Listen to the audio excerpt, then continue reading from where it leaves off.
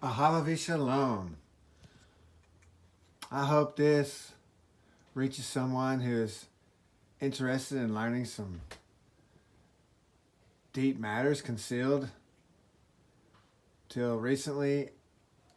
For me, about several years ago, I worked in an office where there were quite a few dark spirits coming through, and I reacted in the flesh way too often.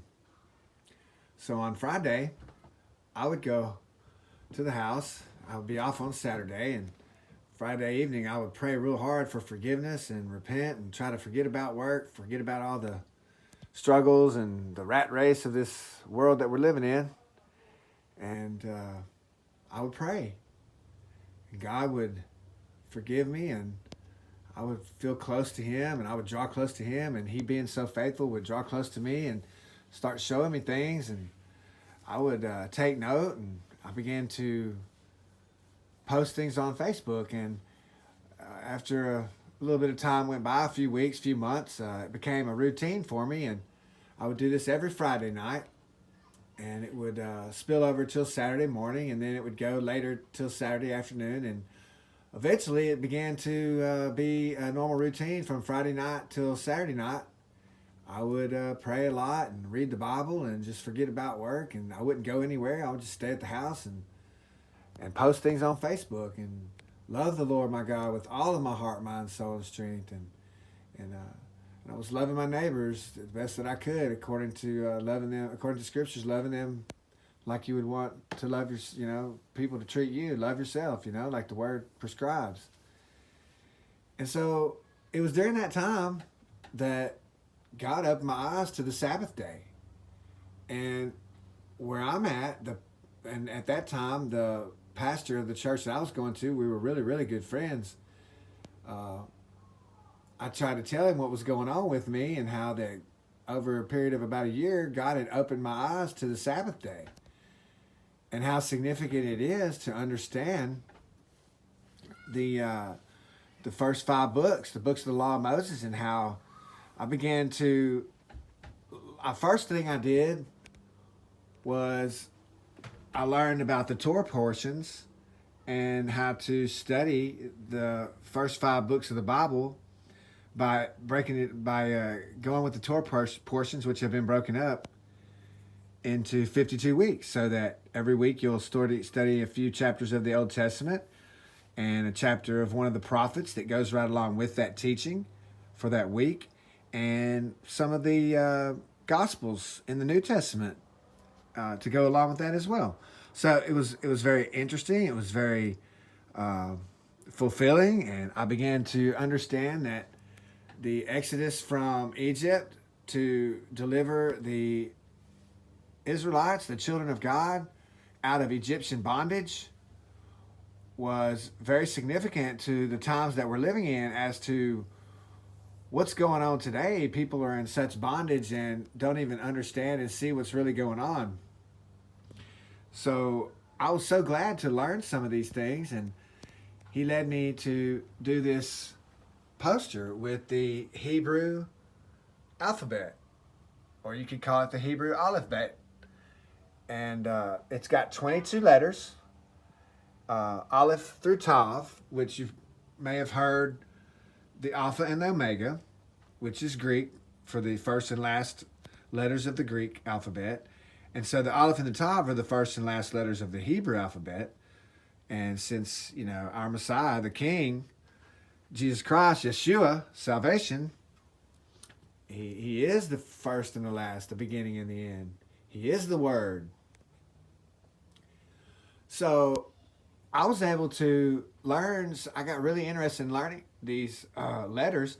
They are in our books, our Bibles. There was a few things that really struck me. That all this time in Psalms 119, it's 176 verses, which is divisible by 22. So every 8 verses, you'll have one of the Hebrew letters. And it's been in our Bibles since, I've been studying the Bible for 40 years. And I had no preacher ever tell me that. I didn't even know what they were. As far as I know, when I saw them, I thought it was something to do with music. Which, we are to have psalms, spiritual songs, and hymns in our hearts. So there is a correlation there, but that's off point. The subject is the Hebrew alphabet. Like, for instance, the first two letters, Aleph and Beit, well, that's so similar to alphabet. And then that's where you can get the first two letters, you can get the word Abba. So in just the first two letters, you have Abba, which is father. And you can also say Ba, which is comes or is coming. So in the first two letters of the Hebrew alphabet, you can say Abba comes or Abba is coming, which is, to me, that's faith and works. If you say that, you believe it. Just like the Bible tells us, if you say that Jesus Christ is the Lord, then you're saying that by the Holy Spirit. So, Father had led me to understand these things, and he's drawn me to Yeshua, to Jesus Christ. As the word tells us, no one comes to the Father except through his Son, and no one comes to his Son unless the Father draws him.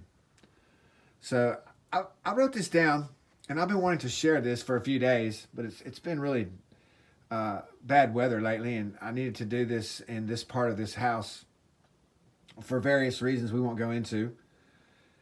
And I just want to point out a few significant things that people who love Jesus Christ and who love our King and salvation, Yeshua, might take interest in. And for one thing, if you look at the Hebrew letters, they all have meanings. They have primary and secondary meanings. See, like the Aleph is, ox, strength, leader, first. It can also mean pure. But the reason it's ox is, see, I've written down the early Paleo, the rock inscription, the early Paleo, and the late final Paleo, along with the modern. So you have the four different ways that the Hebrew Aleph Beit was written over time. And so I'm saying this to show you that the early Paleo looked like an ox head, and because of strength. And so there's other things to go with that. But Beit, the second letter, can be like Bet, Beit, or even Beth. There's different ways it's spoken with different dialects in different parts of the country or world, and at different time periods as well. But what it means is, primarily it means tent or house or household, and it can mean in or into. So some things that I've learned when I began to study the Hebrew alphabet, I learned bread is lechem. And you spell that with a lamed. See, and it's kind of similar. It's not that hard to learn. I'm not going to try to teach the whole thing right now. I'm just going to give a few words that makes it, so you might find interest in this. But if you'll see right here, you have a kaf, a lamed, a mem, a nun, and a samek. And if you see the way the samek is kind of looks like an O, you see a K, L, M, N, and an O. So you see we have, and that's in English, but we have a kaf, a lamed, a mem, and a nun, and a samek. And here's something interesting too that just came to mind. The ayin comes before the pay, and the ayin means the eye, or to see, or to experience, watch, or know. Then comes the mouth, the word speak, scatter, and open. We would rather gather than scatter, but there's a time to gather and scatter. That's just in Ecclesiastes. But I was telling you about Beit and Lechem to let you know, since a lot of people who believe in Jesus Christ would know that he is the bread of life. And so now Lechem means bread in Hebrew, which I have it written right here. Lechem, that's a lamed, a chet, and a mem sofit, which spells Lechem in Hebrew, which means bread. So you have Beit, which can also be Beth, and so you have Beth Lechem, house of bread. This is where the Messiah was born. So I just want to make note of that because I thought that was really interesting. And then, so I want to show this poster, and I have a few words I want to express. It's the first time I ever tried to use this eraser board, and it did not erase very well. So, on the left you have English, left to right. On the right you have the Hebrew, which reads right to left. you have the Aleph, the Mem, and the Tav.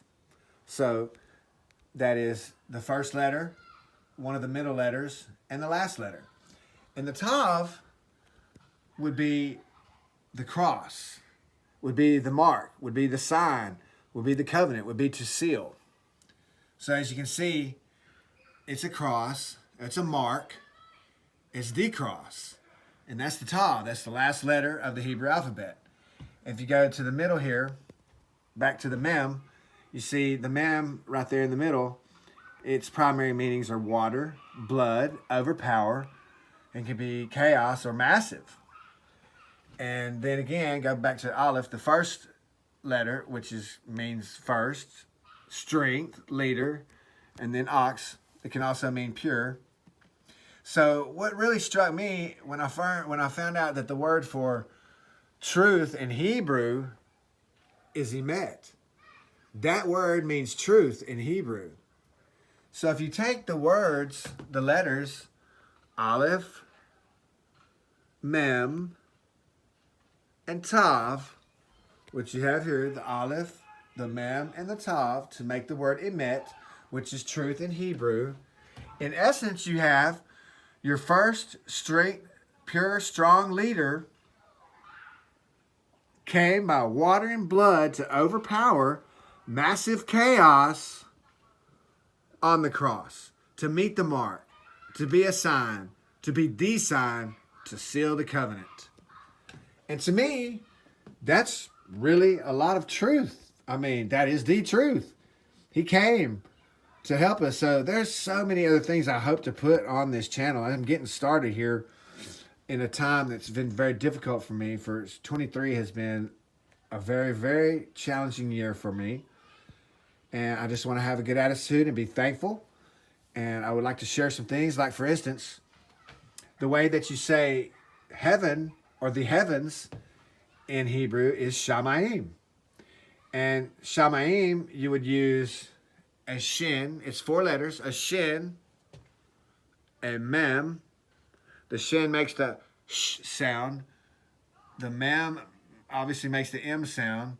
And then the yod is kind of like an I or a Y sound. And then another mem. But this mem at the end is a mem sophit. All right, so to say the heavens in Hebrew, you would say shamayim, which would be 4 letters, the shem, the shin, the mem, the yod, and the mem. Shamayim. Okay? Well, let's, before we look at the meanings of these letters, let's look at what it says in the Bible. It says,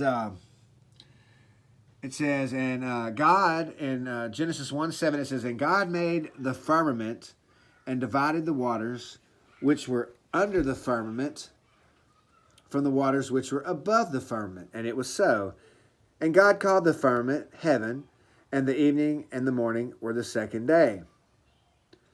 So I skipped 6. It says, and God said, let there be a firmament in the midst of the waters, and let it divide the waters from the waters.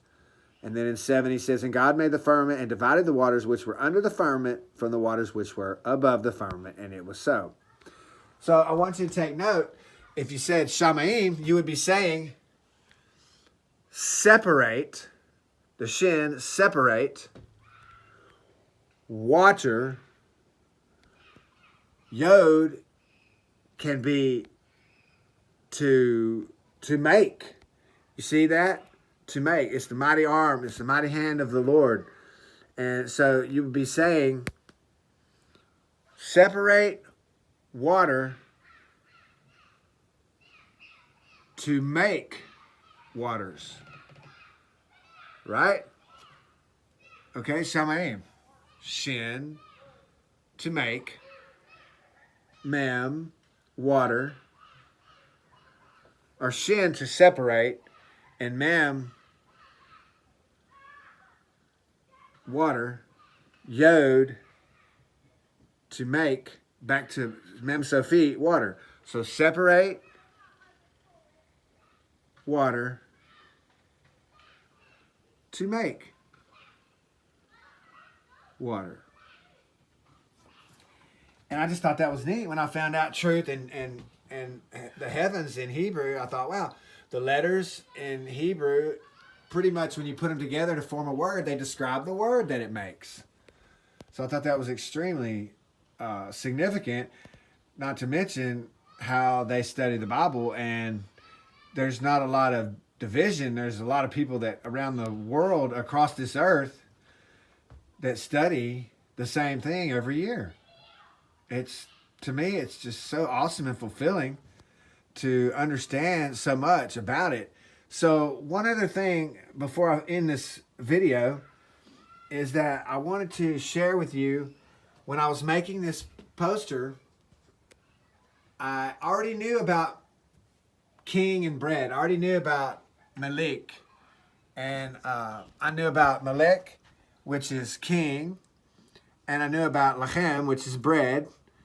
So I was trying to find words to use to give an example of a word using the 5 sophites. You've got 5 sophites. You've got the Kaf, the Mem, the Nun, the Fe, and the Zadi. These are 5 of the letters chosen to be sophites, only used at the end of a word. So I knew 2 of them, Melech for king, which is using the Kaf sophite, and Lechem for bread, which is using the Mem sophite, like is in Shamayim, the heavens. And so I wanted to come up with the other 3, and I wasn't sure what I was going to use. Of course, I was praying about it. The whole time I was doing this poster, I was praying all the time. And I just want to share with you what God gave me. It was just incredible. Like, as it was happening, it was kind of, you know how you get things get revealed to you. You get revelation, and then you get confirmation of revelation, you know. And as you're studying and praying and things are being revealed to you, you kind of see it coming. And so I kind of saw it coming, but I didn't know exactly how it was going to turn out, and it just turned out really fantastic. So this is Melech Lechem, king and bread. And so I remember when in my studies that I'd come across this word bakutz. It was an unusual word, so I knew that had a Zadi, sophite. So I knew that would be a 3rd one. So I would go from 40% to 60% and only need 2 more. And I found out the word means outside. So now, with the first 3 that were given to me to be examples of the Mem Sophites, or the Sophites, I'm having Melech Lechem outside. So I have the king of bread outside. And the very next one that I came across was for the Fe Sophite. And I don't know where I wrote it at, but I mean, I'm sure that I can find it here somewhere. It's Sof. It's right there beside Bakut, excuse me. So Sof means ending or end. And so there I had the first 4. I had king of bread outside the end. Melech Lechem, Bakut, Sof. And I only needed 1 more. So I always thought this letter right here was pretty neat. It's the 7th letter. And see, there's so much to learn in just the first 2 letters. The first word of the Bible, you know, Genesis means in the beginning. And the first word of the Bible in Hebrew is Bereshit, which means in the beginning. And in that first word, if you know the meanings of the letters and you start putting them together, there's a lot said in just that one word, in the beginning, Bereshit. Not to mention Et Hashemayim and Et Haaretz, meaning God created the heavens and the earth, with the Et, the Aleph and the Tav. So there's so much to learn. It's just, I just want to do a short video, and here we are going on 20 minutes. So it's going to take a while to upload this. I was hoping to be 5 or 10 minutes. Nevertheless, let's go with Zion. I always thought Zion was a neat little letter. You know, it's going to make the Z sound. And so Zion is the cutoff. It's the sword, okay? And we know the sword of the Spirit, and we know that there was things used against our Messiah. And the Z, the Zeman, the Z sound, it has, this word Zeman has a Zion, not to mention that Zion kind of is like a homonym for Zion, Mount Zion. And so you have Zion. I briefly mentioned the ayin, and obviously I didn't go into every letter. They all the Hebrew letters have numerical values as well. I didn't show you the whole thing. Perhaps I will come back and show it to you later. and explain it in better detail. But for now, there it is, kind of slowly, with the rock inscription, the early paleo, the final paleo, and the modern, along with the numerical values. And if I come down a little bit, you can see the pronunciation of the letters, the different kinds of ways you pronounce the letters. So let me kind of, I know this is very unprofessional. I apologize if this is more irritating than interesting to learn, but I have one thing to show you, Zeman. And I wanted to tell you about Zion because I used that as the first letter to Zion, the Mem, and the Nun Sofit.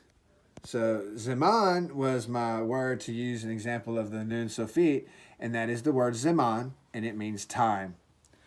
So as I was finishing this poster up, and God gave me the 5 Sofits, and they were being Melech Lechem, Bakutz, Sof Zeman, which is basically saying the king of bread is outside the end of time.